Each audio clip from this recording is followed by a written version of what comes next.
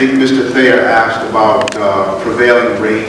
The presentation was we pay the prevailing rate for the water, which the PUC establishes different rates that Woonsocket would charge. And his question was if the prevailing rate goes up during the life of the contract, will we pay that? And the answer would be yes. If you adjust the rate to your tariff that would apply to us or other similarly situated customers, we have to pay that.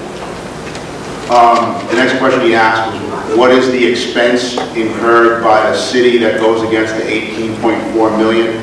And I don't know the answer to that. I guess DPW would have to provide some information on that at some point. Obviously, I would imagine the expenses at the water plant would spread among all the customers. I don't know what the exact expense would be as far as we go, so I can't answer that right now. I think Mr. Thayer might have had another question, but I apologize because I can't read my notes on what is the last question. Oh, the scholarship, yes. The commencement of the project, he asked about that. Thank you, Councilman. Yeah, it would be upon commencement of the power plant project. I think he termed it the Burgo project. Commencement of operations, it would be of that plant. So it would have to get licensed by EFSB before we would get to that point. I don't know if I'm saying the last name right, because sometimes it's tough to pick it up on the microphone, but I think it was Mrs. Forcier asked about, I took her question to be one of priority, so if you're in a crowd, she mentioned her lawn, you know, where is my lawn turning brown, so ranks a priority, which is a good question. A number of cities out west have established drought protocols, and they do have priority levels. Again, if the city were to establish a drought protocol during the years of this contract, we have to abide by it. I don't think they have one now. I don't think there's been a need for one, but that would be up to the city. Mr. Russo, she also asked if the scholarships could be for the 20 years. She did. Yeah, well, that's something we would have to discuss with the council at the appropriate time. I'm not prepared to answer that question if we would increase that now. The next questions that I come to, I think a number of people made statements. I think the next questions I have, Mr. President, unless you have others in your notes or the council members have others in their notes, was Mr. Green.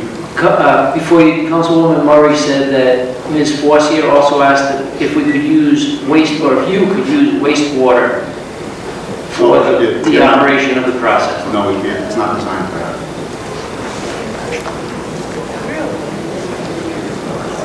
Mr. Breen had, I think it was 3 questions, and if I don't state these correctly, maybe somebody else can look at the notes, but he asked a question comparing Ocean State Power's water use to our water use. It's a completely different plant. It's a water-cooled plant. They also inject water into their burners when they're burning natural gas. We don't do any of that, so the usage is much less to begin with.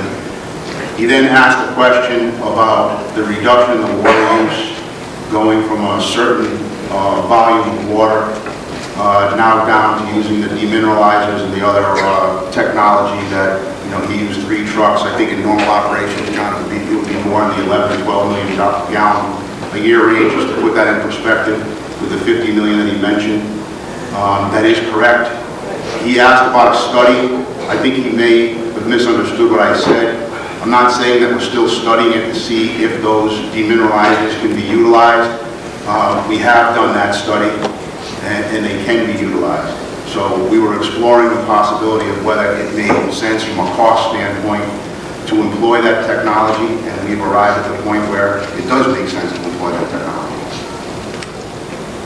Oh, he also asked about who is legal counsel. That's probably more for you guys to answer. I'll answer, I'll say who dealt with it, but I dealt with a firm, Fernald Lopes and Deborah. Yeah, I'm leaving somebody out.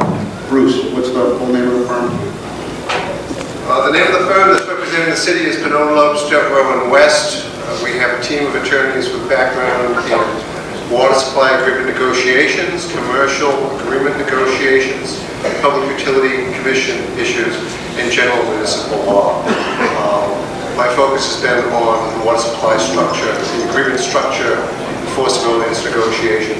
the course of my career, I've negotiated over 20 of these arrangements in multiple states, including in the New England area, Connecticut, and Massachusetts. The gentleman you just heard from was Mr. Cruz Toby, and the gentleman sitting to his left is Mr. Ben Ratcliffe, both of the firm that he just mentioned.